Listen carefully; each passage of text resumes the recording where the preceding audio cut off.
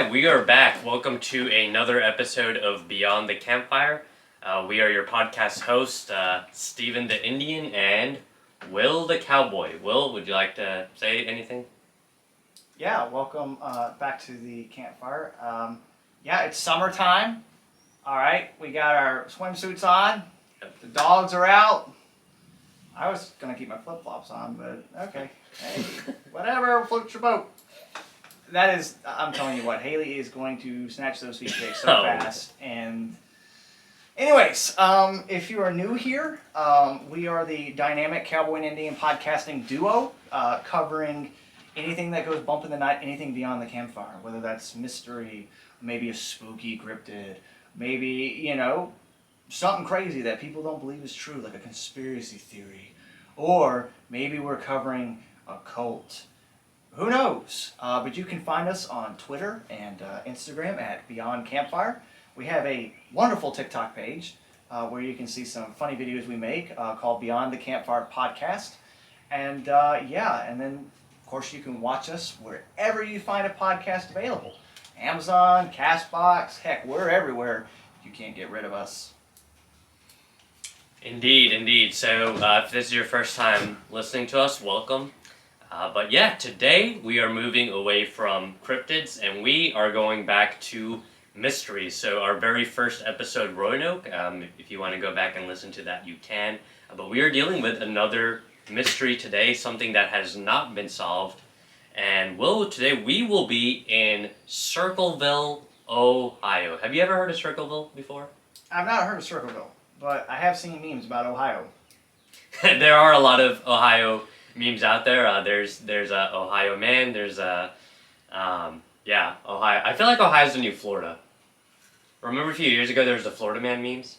Yeah, now there's like Ohio, and then wasn't there like something like down in Ohio? Like there's that stuff. Like people just make fun. When are they gonna do Georgia? Our state. Don't dox us, but I don't know. I mean, we've got some pretty funny. Well, we did have some memes recently. There was not recently, but Stacey Abrams. People made fun of her because of her buck teeth. Oh man. Well, hey, we'll see. Maybe we become a meme one day, and we become the Georgia man memes. With the amount of stupid stuff that I do and drag you into, give it like a year. We'll be there. Oh man, okay, but let's get into today's topic. So, today we're talking about the Circleville Letters. For a period of about 20 years, there was an anonymous man, woman, alien that was writing letters to the residents of Circleville that had very intimate details of their lives and was exposing them and threatening all kinds of things for these things. So, let's talk about Circleville for a second. So it's not a huge town. Had a population of about 14,000. And so, the city I grew up in, Lilburn, has about 30,000. So, much bigger. Atlanta, where I'm currently in law school and things like that, has a population much bigger than that. So, small town. Good old small town USA. Right. Like I remember the town, because my parents, we moved at least 3 times. And one of the towns that we lived in, I mean, it was small, right? I think it had 3 traffic lights. The best thing we had was a McDonald's. It probably didn't have a lot of people. And I think the only reason we had a good little bit of people there was because there used to be an old highway that used to run through there. But that was about it, man. It was a good town, just small. And that's what you would expect from a small town. But we're gonna start our story with a woman named Mary Gillespie, and she's really going to be one of the main focal points of this story because she, more so than anybody else, kind of received the most brunt of these letters. But in December of 1976, Mary Gillespie, a 33-year-old school bus driver, arrives home and finds a letter in the mail. We just got a letter. We just got a letter. We just got a letter. I wonder who it's from. So, I mean, normally, I get my fair share of letters, and they're usually, at coupons for, the local Taco Bell or something like that. But Mary Gillespie opens this letter, and it is a note from Columbus, Ohio, no return address, and it is in capital letters, capital block letters, and we'll kind of see that be a theme throughout these letters as we're speculating, was it the same person writing these letters? But nonetheless, she opens up this letter, again, capitalized block letters, and it says this: I know where you live. I've been observing your house and know you have children. This is no joke. Please take it serious. Wow. That, whoa, got some stalker going on. Man, that alien, or dude, or woman, or thing is, I mean, that's kind of weird. Like, you're just sitting there and you go get your mail, and all of a sudden this person's like, I know where you live. I will find you. I'm watching you, and it's like. See, if I got a letter like that, I'm automatically assuming that it's either like you, Will, or it's maybe our friend Landon, or maybe our content creator Haley, or somebody. Yeah, whatever. we're like you feel like that's a prank. Like somebody is like, I'm watching you. Hee hee hee. Right. So she kind of ignores it. Oh wait, it said more than just watching. So it was signed anonymously. The person that wrote it called themselves the Circleville Writer, and that's going to be an important theme because pretty much all of the letters for 2 decades are signed by the same person, the mysterious Circleville Writer. Dude, get a better name. Like that is like, where are you from? Circleville. What do you do? I write. Circleville Writer. Like. You know how long it took me to come up with Beyond the Campfire? And I didn't even come up with it. We had a poll one time, and people chose that. And, it's a good, our name's a good name, but the Circleville Writer, man, come up with something more creative, right? You're going to threaten people? Call yourself, like, the Masked Mailman. Yeah, it's not like the Zodiac Killer or anything like that, because I always found that to be one of the coolest names of mysterious people. I know, right? Like, this is like... Yeah. We gotta cover that subject one day. That's a big mystery, is the Zodiac Killer. So, like, I mean, this isn't like a true crime podcast, but I just feel like Zodiac Killer maybe falls within our jurisdiction because it's like... It's a mystery. Right. So, Circleville Writer knows where Mary lives. He or she knows that Mary is a bus driver. They know that Mary has children, and they allege something else. I say allege because it's not confirmed, although we'll talk about it in just a second. But the Circleville Writer accuses Mary of having an affair with her boss, the school superintendent, Gordon Massey. So remember that name because he'll be important lately. But the letter goes on to say this. This is the first letter. It says, everyone concerned has been notified, and everything will be over soon. See, like, at first, you're like, I know where you live. I know you have 3 kids. I know you're a bus driver. Okay.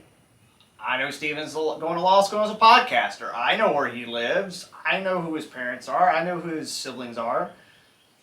That could be like a prank thing. Like, oh, watch your back. But to go into detail and be like, I know you're sleeping around with that superintendent, and then it's kind of like, okay, well now this is either somebody pranking, because like, I could write the same thing to Steve and be like, I know you're sleeping with the not deer, but like, this seems very far from being a prank.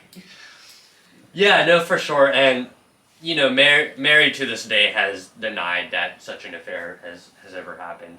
I'll leave it at that, there's just not really any way of knowing, but we'll get into Mary more. But Mary kind of ignores the letter. She hides it from her husband because, she says she was afraid that the letter would make her husband, Ron Gillespie, think that she was having an affair. Well, I mean, put yourself in the husband's shoes, and then I kind of understand where she's coming from, because even if it's all allegations and fake, yet she's getting this letter saying, not only do I know of the affair, I've contacted people, let them know about the affair, and she could very much be like, well, crap, if all this information being put out, I could see how the husband could take it the wrong way, because as a husband, you probably would look at it like, well, it's probably the superintendent writing this letter, because maybe he wants her, to stop the affair, or he's going to tell people something. I don't know, but continue. Yeah, no, for sure. So without Mary's knowledge, Is your mic on? Yeah, it is. It's not just Mary that starts getting these letters. Pretty soon, other people within Circleville start to get letters too. Some of these letters are blackmailing these people. Some of them are describing very intimate details of their lives, including some very graphic descriptions of sex acts that some of them have been in. Oh boy, see, oh man, this is like, you know what I'm picturing right now of who's doing this, is that it's like some dude who lives in his mom's basement, is like a big dude, right? Got like Cheeto fingers, and he's like, I'm gonna blackmail everybody because I got nothing better to do with my life, and that's what I'm thinking. Like I know that's wrong. There's probably somebody that watches this that is like that, and they're like, I'm not like that, but. You never know, man. Who's writing the letters? Yeah, so, the town starts to become concerned, and Mary starts to get concerned because in these letters to other people, the Circleville writer is writing intimate details about their life, but he's also telling the other people that Mary is having an affair with Gordon Massey. So now Mary's starting to worry, wait, is my husband going to find out about this? Yeah, I mean... It's a lot to think, and then I kind of wonder what all the other people are thinking at the same time too. Like they're getting the details where it's like, yo, I saw you, raw dogging your neighbor next door. How would your wife like to know about that? And it's kind of like, ah, crap. Like, I wonder what these other people are thinking. What's going through their heads? What are they thinking? Getting these letters, whether it's about a sexual act, whether it's about, I saw you shoot the neighbor's dog. Like. I know that you went on a date with someone that's not your wife, and it happened to be, a not deer. I'm gonna keep making those jokes about Steven. It's fine. Go check out our Not Deer episode. You can scroll back on Spotify or Amazon Music or whatever you use. But yeah, all of a sudden I'm just thinking, man, imagine the horror, right? Imagine if this happened in your community. Imagine if there was somebody writing letters about you, and I mean, if it's true, like, sheesh, this person's exposing all your secrets. If it's not true, at the very least, it's embarrassing for somebody to be writing things about you like that. Yeah, because I mean, it's kind of like, who are they going to believe? Are they going to believe you, or are they going to believe that there's this anonymous letter that's coming in? And even if they're not true, these people probably like, it kind of makes you feel like everybody's going to judge you for something you didn't do, and it's going to make you feel a little insecure. And I kind of, like I said, I wonder what everybody else is going through their heads, what everybody else is thinking, how many of these letters are actually telling the truth, how many of these letters are, again, false claims, allegations that are not true. I mean, there's a lot to question there, Yeah, absolutely. So Mary Gillespie kind of ignores this first letter. She's like, okay, dumb prank or whatever. A second letter arrives, and same thing. Black capitalized letters in the same handwriting as the first, marked from Columbus, Ohio, with no return address. It says, it's talking about Gordon Massey. It says, stay away from him, noon as well as night. Too many think this is a joke. We'll see in time. All right, so not only can they blackmail, but they can drop some rhymes. Who is this, Eminem? Yeah, so second letter, Mary's starting to get a little bit more worried, but she hides the second letter too, and I guess she's hoping these letters will stop at some point. I don't know. She sent a third letter arrives, and again, same thing. Black letters, capitalized, and we can have Paul actually show some screenshots of this later on. Sorry, I don't have it for you right now, but... No, you're good. But the third letter says, Gillespie, you've had 2 weeks and done nothing. Admit the truth and inform the school board. If not, I will broadcast on the radio, signs, and billboards until the truth comes out. Wow, this is like this is going pretty far. Like, you know, originally it was kind of like, you know, because I can understand why she's been ignoring them, because it's kind of like, if something like this is happening and you don't feed it, you don't pay attention to it, person will eventually get bored and stop. But they keep going, and now it's gone to being a threat. Come clean, or it's going everywhere, you know? For sure, and it's one of those things where, I mean, what do you do, you know? And again, this is assuming Mary Gillespie wasn't having an affair, but, yeah, I mean, obviously she doesn't want her husband to know, so she's been pretty good about getting the letters so far before her husband finds them.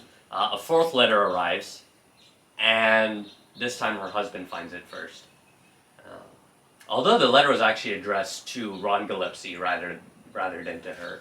So the fourth letter comes in, and, you know, I say fourth letter in terms of the Gillespie family. Obviously other people within Circleville are receiving letters, and, you know, this is starting to become the talk of the town of, like, who is this Circleville writer. But the next letter comes to Ron, and Ron reads this. It says, "We must inform you that your wife is having an affair with Mr. Massey. She chased him until he caught her.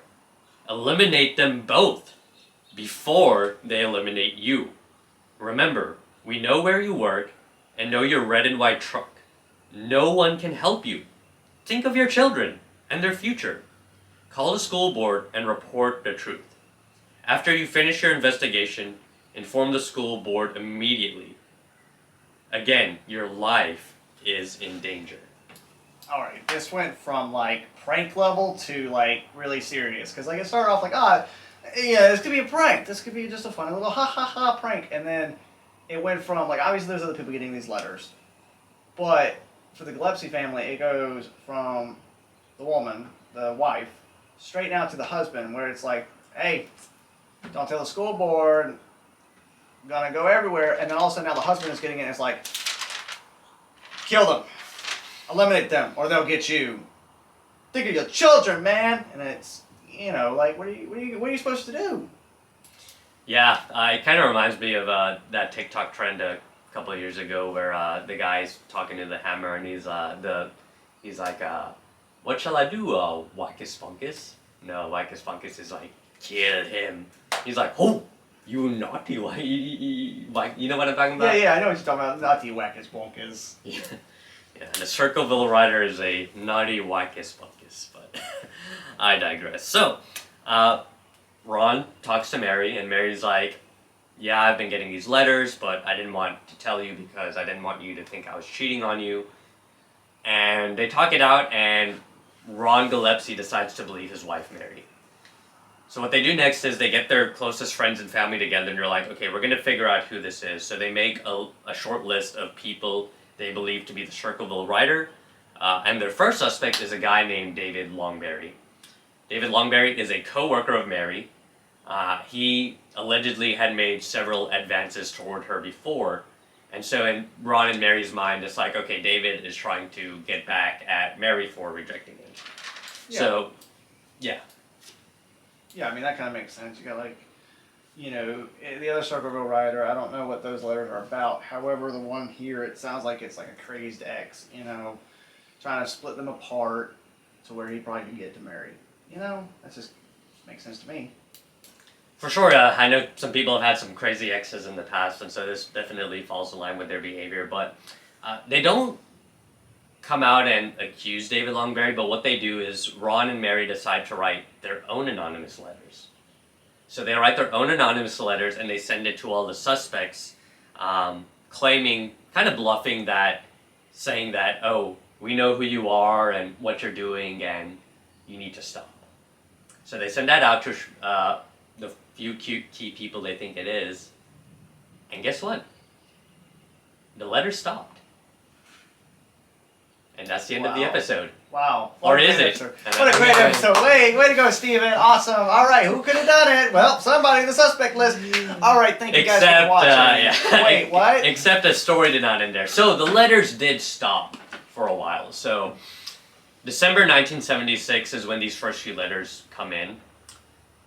Ron and his wife Mary write these bluff letters, and it stops for a while from December 1976 through the spring, through the summer. No more letters come. That changes on August 19th, 1977. Ah, crap. Here we go again. We thought it was over, but it's not. It's not. So August 19th, 1977, obviously about 8 to 9 months after the first letters came. And a letter's not received this time. However, Ron Gillespie gets a phone call. To this day, we don't know what was said in the phone call. We don't know what Ron heard. But what we do know is he gets this phone call. He gets very upset. He gets visibly angry. And he grabs his pistol and tells his children that he's leaving. And he storms out the house. We don't know what was said. We don't know who called him. What we do know is that later that night, Ron Gillespie is found dead with his red and white truck wrapped around a tree and his gun within reach. He was 35 years old. Whoa. My man said, kids, I gotta go. And he went, all right. Yeah, so police investigate. Obviously, I mean, these are pretty suspicious circumstances. What they find is that Ron Gillespie had fired a single shot. The way the gun was pointed and things, there was no way to find out who he was aiming at, why he shot at them, why he fired the single shot. What they did find through his autopsy, though, was that he had a blood alcohol content level of 0.16, which is more than twice the legal limit for somebody that's driving. Definitely not the legal limit, or double the legal limit for frat guys. That, Cake party! I wonder if we look like frat guys with our swimwear right now. Listen, I thought it'd be a good idea to dress like, we're going to the beach, because it's summer! We're back. Sorry about that. Our camera died, and we had to go cool it off. And then Steven stepped in something, so he's wiping his feet. Yeah, we are alive, though. We are alive. So, let's get back to Ron Gillespie's death. Very shocking, obviously. Yeah, sorry to cut you up. I know you were talking about the blood alcohol. So, was that the only thing that was wrong on the autopsy? Yeah, so that was very unusual because Ron was not known to be a drinker. At least, not one that would drink in excess or anything like that. So that already was very unusual. This is where things start to feed the mystery, because Sheriff Radcliffe does not really do a good job with the investigation. Ron's truck is sent to the junkyard and is destroyed. So any chance of really investigating it further to see, was there foul play? Was Ron attacked? Was this a suicide? What was going on? Any chance of finding out the truth of that was gone with that truck being destroyed. So obviously people are upset with Sheriff Radcliffe at this point, but yeah, I mean that's what happened. So Ron dies, gets this weird phone call, and then the letters start to come back as well. Okay, so after Ron dies, he gets the phone call, letters are gone for a while, phone call, Ron dies, then the letters start back. So do we, know who did this yet, or is it still, Still no idea. Obviously, they were suspecting David Longberry at first, but yeah, these letters start to come back, and kind of after Ron Gillespie's death, Mary starts to date somebody new, or old, depending on who you ask, but it's a familiar figure. Mary Gillespie, after the death of her husband, has now entered into a relationship with her employer, Gordon Massey, the same man that the Circleville writer had accused Mary of having an affair with back when Ron was alive. So she's just going to sit there and deny that she slept with the guy. Then her husband's gone out of the picture, and she's like, I'm free now, baby. Hey, to be fair to her, she did say that that relationship only started after Ron died, but... Sure, honey, sure, whatever you say. Yeah, I'm skeptical myself as well, but okay, fine, whatever. So Mary is now in a relationship with Gordon Massey, who actually went through a very messy divorce to be with Mary, but... I wonder why it was a messy divorce. Maybe the wife found out. So, Mary and Gordon are now together, and guess what? More letters come. Again, same thing. Black letters, all capitalized, from Columbus, Ohio, with no return address. And it's just going after Mary, it's going after Gordon.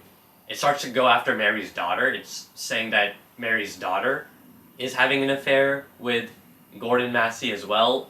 Wait, how old is the daughter? Daughter's a kid, she's school age. Whoa. Wow, okay. Man, this guy's shooting shots everywhere. Yeah, for sure. Obviously, and we'll get into the theories of who it might be afterward, but like if it is David Longberry, I don't think he's particularly happy that Mary Gillespie and Gordon Massey are now in a relationship. So he's this Circleville writers, just going all out now. I don't think it's him though, because why would he target her daughter? Unless she got together with the superintendent, and then he's trying to tarnish the superintendent's name. So then Mary's like, yeah, I'm not gonna marry you, and then breaks it off. So then she go. This is wild. Yeah, I don't know, but so things really escalate for the next few years. So now it's 1983. So the first letter was received in December 1976. It is now 1983. So nearly, let me make sure I'm doing my math right. Nearly 6.5 years of these letters being received. Long time. And as I said at the beginning of the podcast, these letters come for about 20 years. That is a long time for these people to be harassed. How does this end? Yeah. So, we're starting to get to the end point, but things really start to take a turn for the worse on February 7th, 1983. So February 7th, 1983, the Circleville writer has now started to put messages in public, places where he knows Mary will see them. So he knows Mary Gillespie's bus route, and he starts to hang it on stop signs, he starts to hang it on billboards, messages saying that she had an affair with Gordon Massey, that her daughter's having an affair with Gordon Massey, and so whenever Mary Gillespie is going on her bus route, she's just seeing these messages plastered everywhere. So now she gets ticked off by this, so one day she's doing her bus route, it's February 7th now, February 7th, 1983, she goes to pull the sign off one of the signs, and when she goes, she notices a string is attached. She follows a string, it's connected to a black box, and she starts to realize that there is a gun hooked to this thing, and this was a booby trap created that for when Mary takes off this thing, it would shoot her. Now, it was poorly made, so it didn't go off and Mary survived, but... Damn, what a... Yeah, this writer has moved from just letters to full-on attempted murder. Yeah, straight booty traps. Booby traps, that's what I said, booby traps. You ever seen Goonies? Yes, yeah, I have. that's all I can think about when you said booby traps. It's like little... He's sitting there. The booby traps. So, Mary's had enough, this guy's been right. Who wouldn't have enough at this point? Right. I mean... 7 years of just these letters harassing her, defaming her name, now defaming her daughter, and so She takes the gun, and the serial number is found to be 201089. Police find that the gun belongs to Mary's brother-in-law, Paul Fresher. Oh boy, this is like so many suspects, so many people, you know. Makes you kind of wonder, like, okay, if, you know, her brother-in-law's the one doing it, then there's got to be two writers, because why would he threaten the other town folk unless it's a cover-up? Yeah, and you know, I'm gonna kind of speed through the end of this and how these things wrap up, so we can get to theories. But yeah, Paul Fresher, Mary's brother-in-law, the husband, or at this point former husband of her sister, Karen. So Mary Gillespie has a sister, Karen. Karen married Paul Fresher. They're separated now, but the gun is found to be with Paul. So Paul is brought in, and he's made to do a handwriting test. They go to his house. They don't find any evidence that he built a booby trap. There was nothing in his house to suggest he had the capability of building such a contraption. And what Paul basically tells the police is, he says, hey, my gun was stolen. So he said, whoever did this, you know, it wasn't me because my gun was stolen, and they're doing this to frame me. Right. Okay. So, I mean, it makes sense, you know. You find a gun, and they trace it back to you. Of course, you're going to say, that's not my gun. What? That's not my gun. Yeah. So, Paul's put on trial. He's arrested. During the trial, a lot of stuff comes out. So Mary alleges that her sister-in-law, Karen, had been suspicious that Paul Fresher was the Circleville writer. It's not clear whether this was before or after this booby trap was found. It's also not clear why Karen suspected that her former husband was a Circleville writer, but nonetheless, Mary gets on the stand, and she says, yep, my sister said Paul is probably the Circleville writer. Paul has a defense. He says his gun was stolen. He has a friend named Charles Spencer who corroborates that story. This is where things start to look a little bit fishy for Paul. So Paul had requested February 7th, 1983, off from work. The exact same day the booby trap is found. That don't look too good there, bud. You know, because like I could murder someone, and then I could be like, my gun was stolen, and then I could be like, hey, Steven, talk to him for me, and he's like, yeah, man, I swear the gun was stolen. But then all of a sudden you got your workplace saying, well, William, he filed to have the day off. You know. Indeed. But here's where things start to, you know, Paul still has a defense. So luckily he has two more friends. They have alibis. They said, hey, we were with Paul that day. We saw him at his house. There's no way he could have left and done this deed. This is where things start to look. Now, this is where the investigation thing. So again, Sheriff Radcliffe, the same guy who did not conduct the Ron Gillespie murder properly, but he has Paul undergo this handwriting test, and what officials find is that the 39 letters that are presented do match the handwriting of the killer. Here's the thing.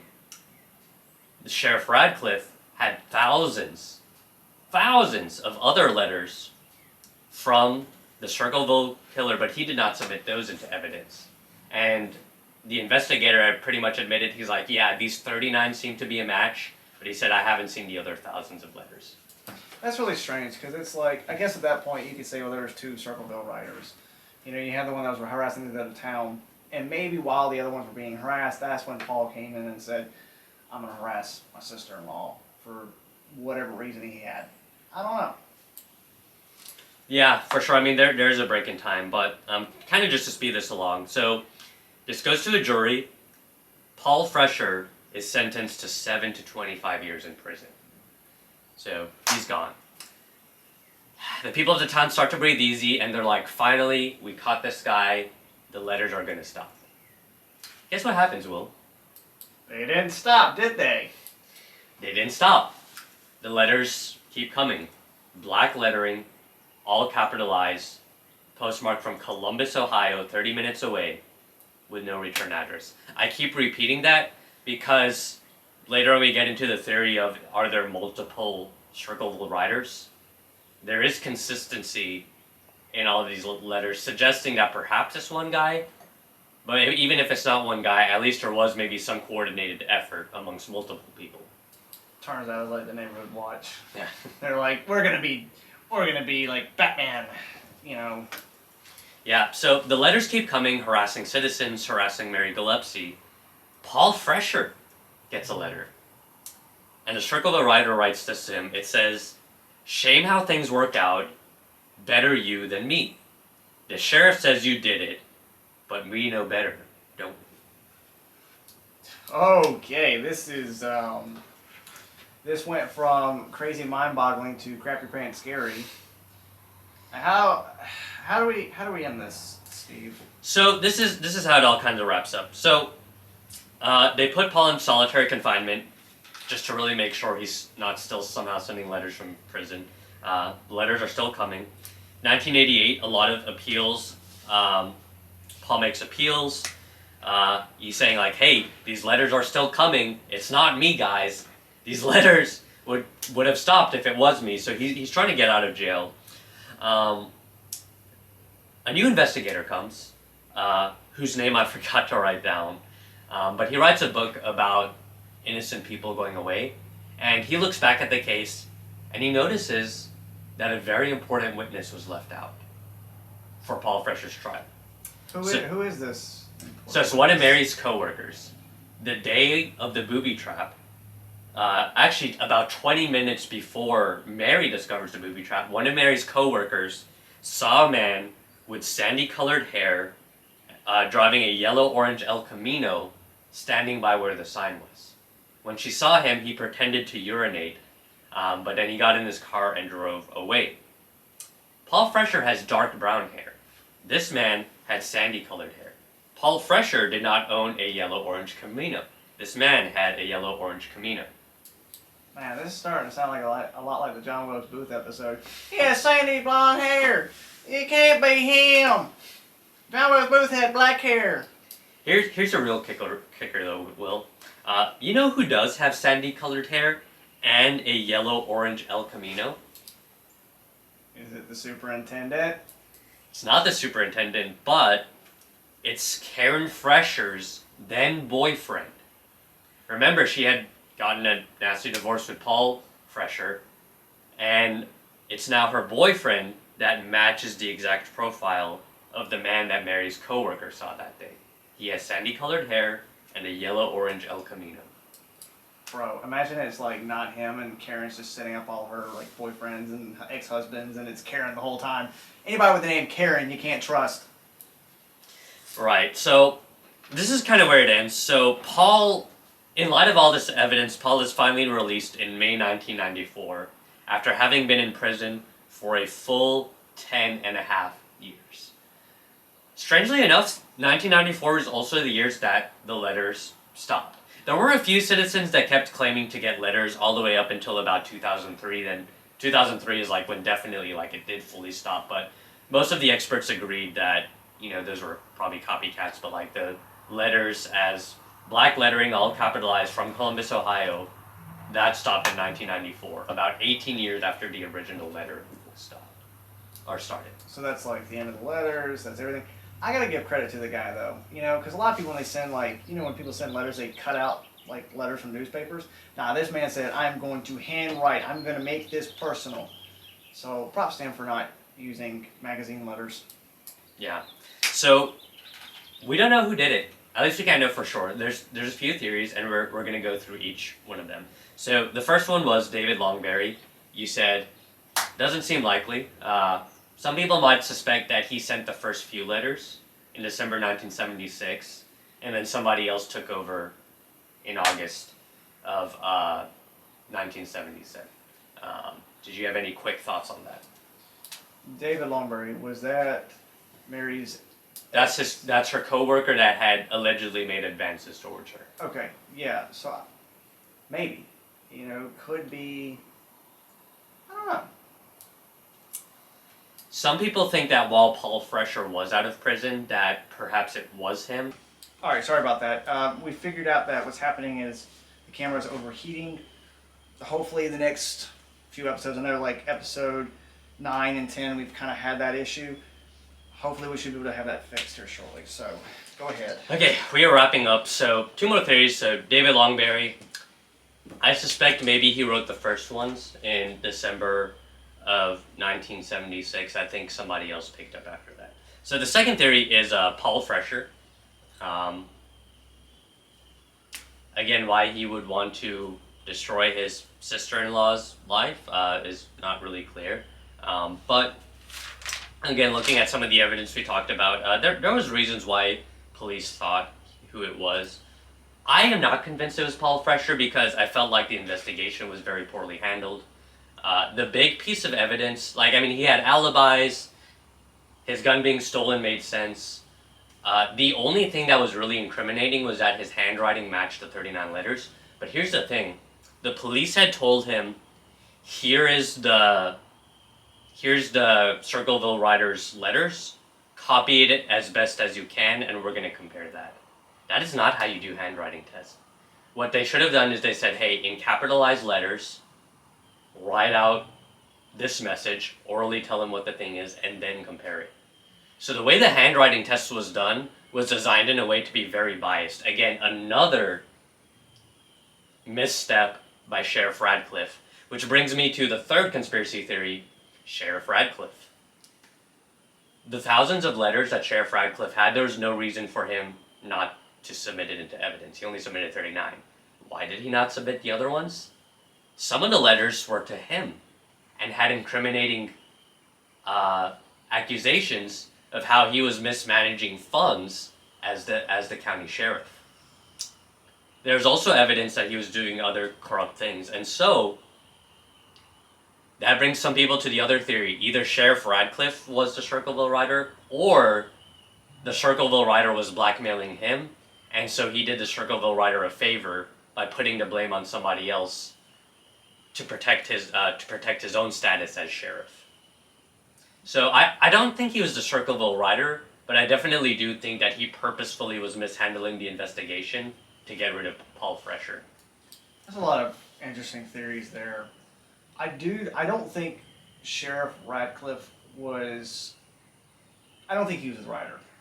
I could see it as, like you were saying, I could agree with that theory that based off the way he's handled evidence, based off the way he's handled the case, everything like that, I could definitely see the sheriff, misinterpreting evidence, covering things up, pushing, the trial on as quick as it can, and doing everything in his power to, make sure that he's helping the Circleville writer so that hopefully they don't leak the stuff on him. That I can understand. That I can see being plausible. Now, who do I think is the Circleville writer? I don't think it's any of the people that Stephen listed. I think maybe that the Circleville writer is still out there, not caught. I think so too. I definitely at least think this. I think it was at least 2 people. I think there was, and again, there's no way to confirm because we do have thousands of letters. This Circleville writer was very prolific. Over a period of 18 years, they wrote thousands of letters. Now, I'm not saying one person can't do that. I'm sure one person could, but it does seem like there's the initial Circleville writer in 1976, and then there's the Circleville writer after Ron Gillespie's death. There seems to be 2 periods of time, and to me that, not that there was a significant change in the content of the letters, but it does make me feel like the first one may have been a prank, and then the second person went with it. So I think there's at least 2, possibly more, but I agree with you, Will. I think the Circleville writer's still out there. All right, so I guess that wraps up this episode. But before we go, as we said on our Instagram, we have a pretty big announcement. We have been doing this now for 10 episodes, and I will announce. We got kind of 2 newses. I'll announce the first part, and then Stephen will announce the second part, and then I've got one more announcement at the end. So you got 3. So after some talk, after some consideration, 10 episodes in, Stephen and I, we're not on board yet for full-time just yet. We don't have the numbers for it just yet. However, we are making the steps to become full-time podcasters. So it could work out, it could not work out. However, starting when this episode releases, yes, we are still Beyond the Campfire. However, we are a podcast under our new company, Beyond the Media. Underneath our podcast, there'll be probably some other podcasts coming out. This is in motion. This is in full effect. This episode comes out on May 17th. And next month, Steven, you want to tell them what you got going on? Yeah, so, me and Will are creating Beyond the Media. Beyond the Campfire is obviously the first podcast, but I will be releasing a new podcast called Beyond the Culture. It'll be a solo venture by myself, and it'll be a shorter podcast, about 10 to 15 minutes, but it'll be more frequently. I'm thinking about posting at least 4 to 5 times a week. But it'll be shorter episodes, basically looking at current events, looking at the news, and evaluating it from a Christian perspective. So we'll be talking about politics, Donald Trump, Joe Biden. We'll be talking about the culture, Taylor Swift's new album. Johnny Cash has a posthumous album coming out soon as well. So we're going to be looking at music, we're going to be looking at culture, the UCLA riots, we're going to be looking at all that kind of stuff. Anything that has to do with American culture as it is today and really worldwide culture, I will be tackling that from a Christian point of view. So that'll be coming out first week of June 2024.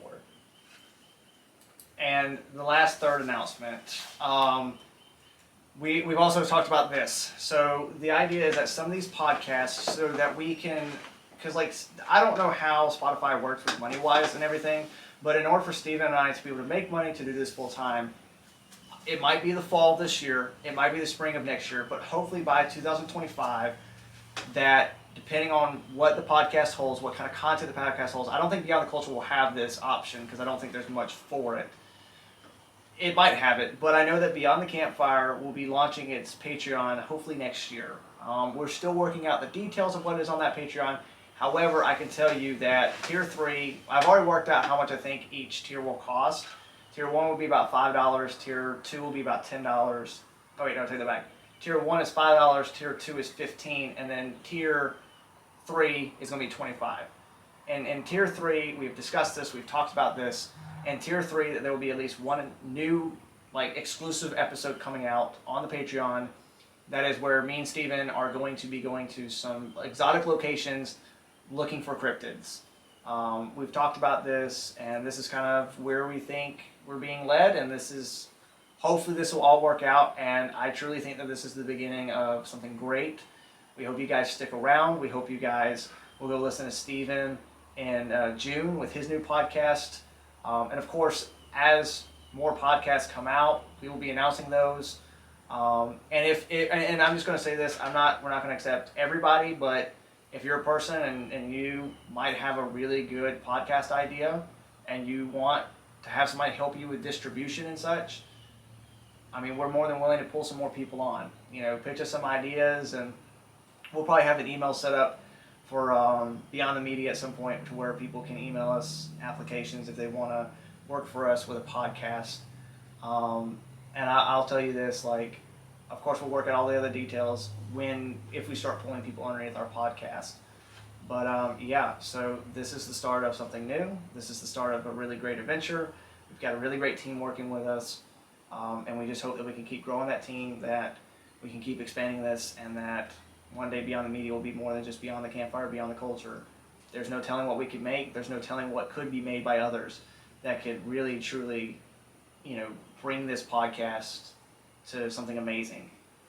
Anything else, Steven?